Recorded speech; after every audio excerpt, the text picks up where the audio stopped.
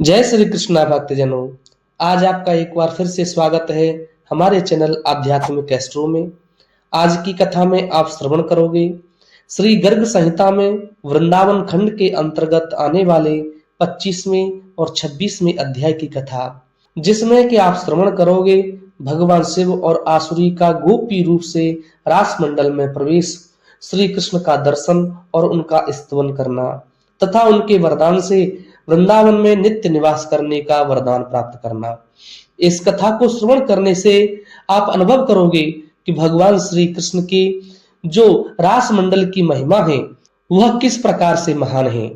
इसलिए आप इस कथा को बड़ी ही श्रद्धा पूर्वक और ध्यान पूर्वक और प्रेम पूर्वक श्रवण करिए और मन में यह धारणा कीजिए कि हम भी वो उस रास मंडल में हैं और भगवान की उस नित्य कथा का दर्शन कर रहे हैं। इस भावना से आप इस कथा को जरूर श्रवण करें। बोली विष्णु भगवान की जय, श्री बाल कृष्ण लाल की जय। 25वां अध्याय शिव और आसुरी का गोपी रूप से रास मंडल में श्री कृष्ण का दर्शन और स्तवन करना तथा उनके वरदान से वृंदावन में नित्य निवास पाना। श्री नारद जी कहते हैं, राजन, भगवान शिव आसुरी के साथ संपूर्ण हृदय से ऐसा निश्चय करके वहां से चले। वे दोनों श्री कृष्ण दर्शन के लिए ब्रज मंडल में गए। वहां की भूमि दिव्य वृक्षों, लताओं, कुंजों और गुमटियों से सुशोभित थी। उस दिव्य भूमि का दर्शन करते हुए दोनों ही यमुना तट पर गए। उस समय अत्यंत बलशालिनी गोलोकवासिनी गोप सुंदरियां हाथ में बेंत की छड़ी लिए वहां पर पहरा दे रही थी। उन द्वारपालिकाओं ने मार्ग में स्थित होकर उन्हें बलपूर्वक रास मंडल में जाने से रोका। वे दोनों बोले, हम श्री कृष्ण दर्शन की लालसा से यहाँ आए हैं। नृपश्रेष्ठ तब राह रोककर खड़ी द्वारपालिकाओं ने उन दोनों से कहा। द्वारपालिकाएं बोली, विप्रवरो, हम कोटि कोटि गोपांगनाएं वृंदावन को चारों ओर से घेरकर निरंतर रास मंडल की रक्षा कर रही हैं। इस कार्य में श्याम सुंदर श्री कृष्ण ने ही हमें नियुक्त किया है। इस एकांत रास मंडल में एकमात्र श्री कृष्ण ही पुरुष हैं। उस पुरुष रहित एकांत स्थान में गोपी यूथ के सिवा दूसरा कोई कभी नहीं जा सकता। मुनियों, यदि तुम दोनों उनके दर्शन के अभिलाषी हो तो इस मानसरोवर में स्नान करो। वहां तुम्हें शीघ्र ही गोपी स्वरूप की प्राप्ति हो जाएगी। तब तुम रास मंडल के भीतर जा सकते हो। श्री नारद जी कहते हैं, द्वारपालिकाओं के यूं कहने पर वे मुनि और शिव मानसरोवर में स्नान करके गोपी भाव को प्राप्त हो सहसा रास मंडल में गए। सुवर्ण जटित पद्म रागमयी भूमि उस रास मंडल की मनोहरता बढ़ा रही थी। वह सुंदर प्रदेश माधवी लता समूहों से व्याप्त और कदम वृक्षों से आच्छादित था। वसंत ऋतु तथा चंद्रमा की चांदनी ने उसको प्रदीप्त कर रखा था। सब प्रकार की कौशलपूर्ण सजावट वहां दृष्टिगोचर होती थी। यमुना जी की रत्नमयी सीढ़ियों तथा तोलिकाओं से रास मंडल की अपूर्व शोभा हो रही थी। मोर, हंस, चातक और कोकिल वहां अपनी मीठी बोली सुना रहे थे। वह उत्कृष्ट प्रदेश यमुना जी के जल स्पर्श से शीतल मंद वायु के बहने से हिलते हुए तरु पल्लवों द्वारा बड़ी शोभा पा रहा था। सभा मंडपों और वीथियों से, प्रांगणों और खम्भों की पंक्तियों से फहराती हुई दिव्य पताकाओं से और स्वर्णमय कलशों से सुशोभित तथा श्वेतारुण पुष्प समूहों से सज्जित तथा पुष्प मंदिर और मार्गों से एवं भ्रमरों की गुंजारों और वाद्यों की मधुर ध्वनियों से व्याप्त रास मंडल की शोभा देखते ही बनती थी। सहस्त्र दल कमलों की सुगंध से पूरित शीतल मंद एवं परम पुण्य में समीर सब ओर से उस स्थान को सुवासित कर रखा था। रास मंडल के निकुंज में कोटि कोटि चंद्रमाओं के समान प्रकाशित होने वाली पद्मनी नायिका हंसगामिनी श्री राधा से सुशोभित श्री कृष्ण विराजमान थे। रास मंडल के भीतर निरंतर स्त्री रत्नों से घिरे हुए श्याम सुंदर विग्रह श्री कृष्ण का लावण्य करोड़ों कामदेवों को लज्जित करने वाला था। हाथ में वंशी और बेत लिए तथा श्री अंग पर पीतांबर धारण किए वे बड़े मनोहर जान पड़ते थे। उनके वक्ष स्थल में श्रीवत्स का चिन्ह, कौस्तुभ मणि तथा वनमाला शोभा दे रही थी। झंकारते हुए नुपुर, पायजेब, करदनी और बाजूबंद से वे विभूषित थे। हार, कंकण तथा बाल रवि के समान कांतिमान 2 कुंडलों से वे मंडित थे। करोड़ों चंद्रमाओं की कांति उनके आगे फीकी जान पड़ती थी। मस्तक पर मोर मुकुट धारण किए वे नंद नंदन मनोरथ दान दक्ष कटाक्षों द्वारा युवतियों का मन हर लेते थे। राजन, आसुरी और शिव दोनों ने दूर से ही जब श्री कृष्ण को देखा तो हाथ जोड़ लिए। नृपश्रेष्ठ समस्त गोप सुंदरियों के देखते देखते श्री कृष्ण चरणार विंदों में मस्तक झुकाकर आनंद विवल हुए। उन दोनों ने कहा, दोनों बोले, कृष्ण, महायोगी कृष्ण, देवादिदेव जगदीश्वर, पुंडरीकाक्ष, गोविंद, गरुड़ध्वज, आपको नमस्कार है। जनार्दन, जगन्नाथ, पद्मनाभ, त्रिविक्रम, दामोदर, ऋषिकेश, वासुदेव, आपको नमस्कार है। देव, आप पर पूर्णतम साक्षात भगवान हैं। इन दिनों भूतल का भारी भार हरने और सतपुरुषों का कल्याण करने के लिए अपने समस्त लोकों को पूर्णतया शून्य करके यहाँ नंद भवन में प्रकट हुए हैं। वास्तव में तो आप परात्पर परमात्मा ही हैं। अंशांश, अंश, कला, आवेश तथा पूर्ण समस्त अवतारों समूहों से संयुक्त हो आप पर पूर्णतम परमेश्वर संपूर्ण विश्व की रक्षा करते हैं तथा वृंदावन में सरस रास मंडल को भी अलंकृत करते हैं। गोलोकनाथ, गिरिराजपते, परमेश्वर, वृंदावनाधीश्वर, नित्य विहार लीला का विस्तार करने वाले, राधा वल्लभ, ब्रज सुंदरियों के मुख से अपना यशोगान सुनने वाले गोविंद, गोकुलपते, सर्वथा आपकी जय हो। शोभाशालिनी निकुंज लताओं के विकास के लिए आप ऋतुराज वसंत हैं। श्री राधिका के वक्ष और कंठ को विभूषित करने वाले रत्नहार हैं। श्री रास मंडल के पालक, ब्रज मंडल के अधीश्वर तथा ब्रह्मांड मंडल की भूमि के संरक्षक हैं। श्री नारद जी कहते हैं, राजन, तब श्री राधा सहित भगवान श्री कृष्ण प्रसन्न हो मंद मंद मुस्कुराते हुए मेघ गर्जना की सी गंभीर वाणी में मुनि से बोले। श्री भगवान ने कहा, तुम दोनों ने 60,000 वर्ष तक निरपेक्ष भाव से तप किया है, इसी से तुम्हें मेरा दर्शन प्राप्त हुआ है। जो अकिंचन, शांत तथा सर्वत्र शत्रु भावना से रहित है, वही मेरा सखा है। अतः तुम दोनों अपने मन के अनुसार अभीष्ट वर मांगो। शिव और आसुरी बोले, भूमन, आपको नमस्कार है। आप दोनों प्रिया प्रियतम के चरण कमलों की सन्निधि में सदा ही वृंदावन के भीतर हमारा निवास हो। आपके चरण से भिन्न और कोई वर हमें नहीं रुचता है। अतः आप दोनों श्री हरि एवं श्री राधिका को हमारा सादर नमस्कार है। श्री नारद जी कहते हैं, राजन, तब भगवान ने तथास्तु कहकर उनकी प्रार्थना स्वीकार कर ली। तभी से शिव और आसुरी मुनि मनोहर वृंदावन में वंशी वट के समीप रास मंडल से मंडित कालिंदी के निकटवर्ती पुलिन पर निकुंज के पास ही नित्य निवास करने लगे। तदंतर श्री कृष्ण ने जहां कमल पुष्पों के सौरभ युक्त पराग उड़ा रहे थे और भ्रमर मंडरा रहे थे, उस पद्माकर वन में गोपांगनाओं के साथ रास क्रीड़ा प्रारंभ की। मिथिलेश्वर, उस समय श्री कृष्ण ने 6 महीने की रात बनाई, परंतु उस रास लीला में सम्मिलित हुई गोपियों के लिए वह सुख और आमोद से पूर्ण रात्रि एक क्षण के समान बीत गई।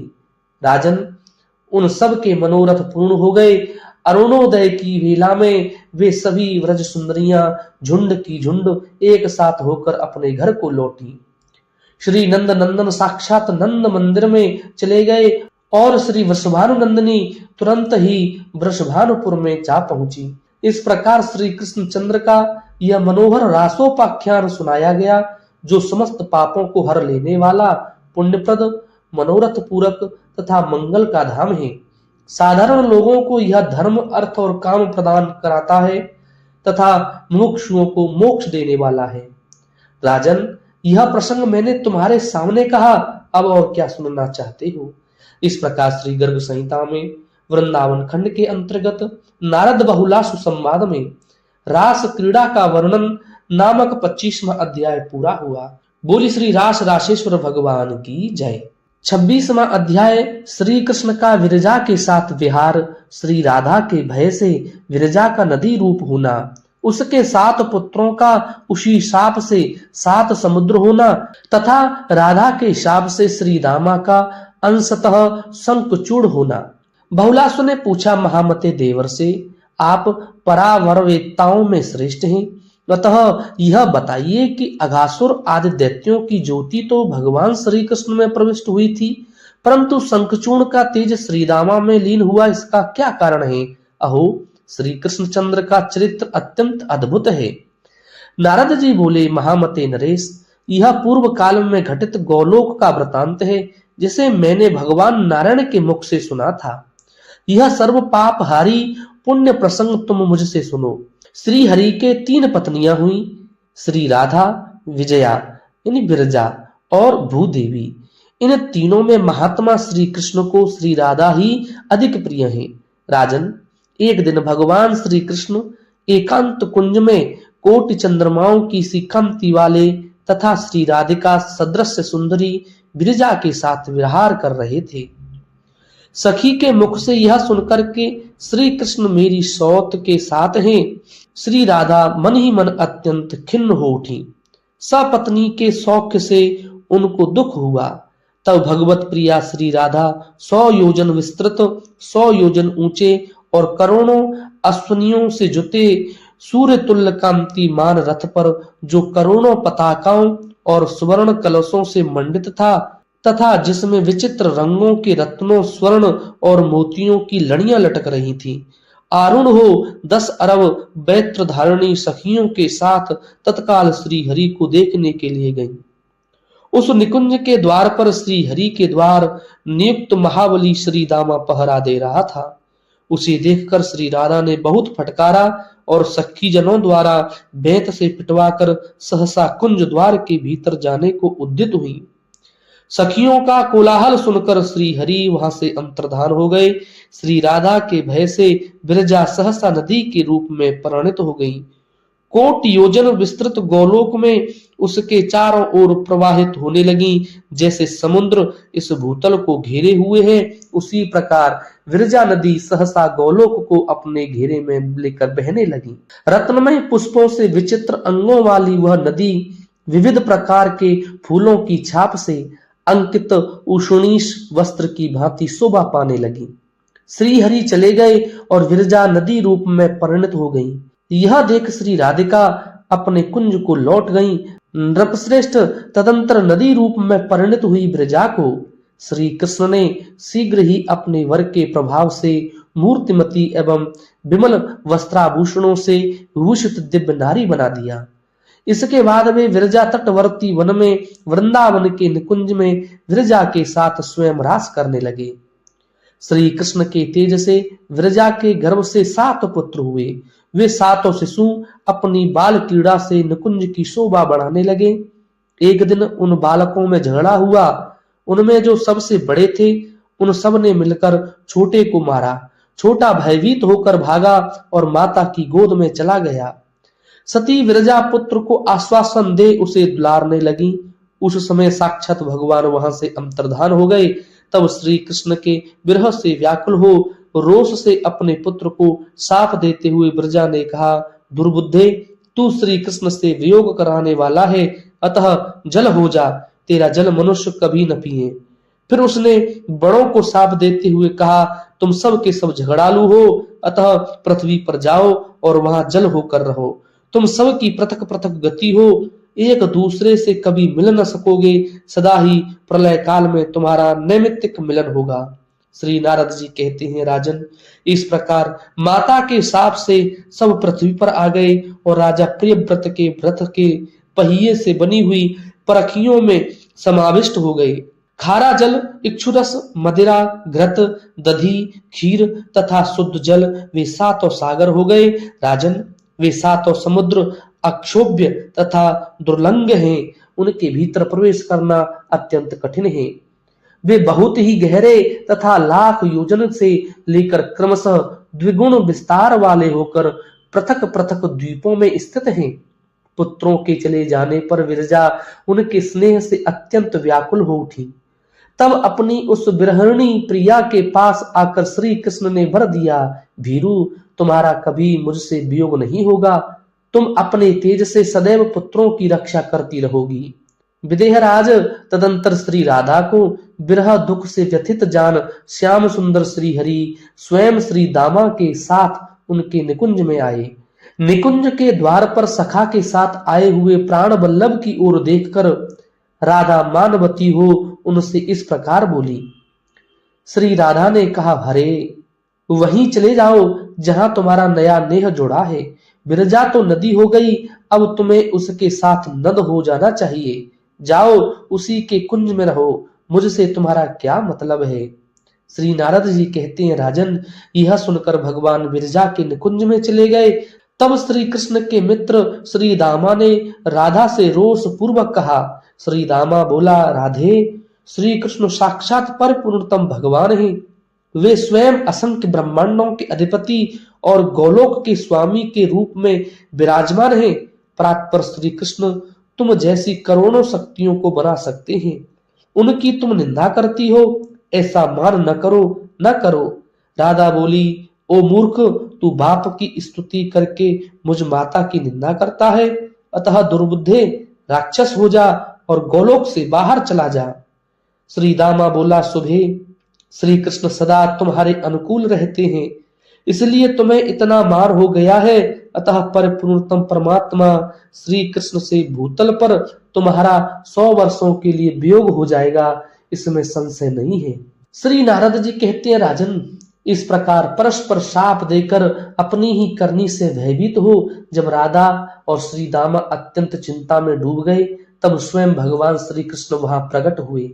श्री भगवान ने कहा, राधे मैं अपने नियम स्वरूप वचनों को तो छोड़ नहीं सकता हूँ, किंतु भक्तों की बात अन्यथा करने में सर्वथा असमर्थ हूँ। कल्याणी राधिके शोक मत करो, मेरी बात सुनो। वियोग काल में भी प्रतिभास 1 माह तुम्हें मेरा दर्शन हुआ करेगा।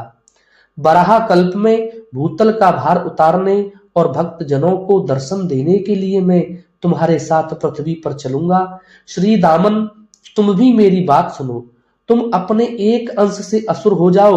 वैवस्वत मनवंतर में रास मंडल में आकर जब तुम मेरी अवहेलना करोगे, तब मेरे हाथ से तुम्हारा वध होगा, इसमें संशय नहीं है। तत्पश्चात फिर मेरे वरदान से तुम अपना पूर्व शरीर प्राप्त कर लोगे। श्री नारद जी कहते हैं, राजन इस प्रकार शापवश महातपस्वी श्री दामा ने पूर्व काल के यक्ष लोक में सुधन के घर जन्म लिया। वह शंखचूड़ नाम से विख्यात हो यक्ष राज कुबेर का सेवक हो गया। यही कारण है कि शंखचूड़ की ज्योति श्री दामा में लीन हुई। भगवान श्री कृष्ण स्वात्मा राम है, एकमात्र अद्वितीय परमात्मा है। वे अपने ही धाम में लीला पूर्वक सारा कार्य करते हैं। जो सर्वेश्वर सर्वस्वरूप एवं महान आत्मा है, उनके लिए यह सब कार्य अद्भुत नहीं है। मैं उन श्री कृष्ण चंद्र को नमस्कार करता हूँ। विदेहराज यह मनोहर वृंदावन खंड मैंने तुम्हारे सामने कहा है। जो नर श्रेष्ठ इस चरित्र का श्रवण करता है वह पुण्यतम परम पद को प्राप्त होता है। इस प्रकार श्री गर्ग संहिता में वृंदावन खंड के अंतर्गत नारद बहुलासु संवाद में शंख चूड़ोपाख्यान नामक 26वां अध्याय पूर्ण हुआ। बोली श्री वृंदावन बिहारी लाल की जय, श्री बांके बिहारी लाल की जय, श्री जुगल जोड़ी सरकार की जय। गर्ग संहिता की आगे की कथाओं को भी श्रवण करने के लिए आप हमारे चैनल को जरूर सब्सक्राइब करें। हरे कृष्णा।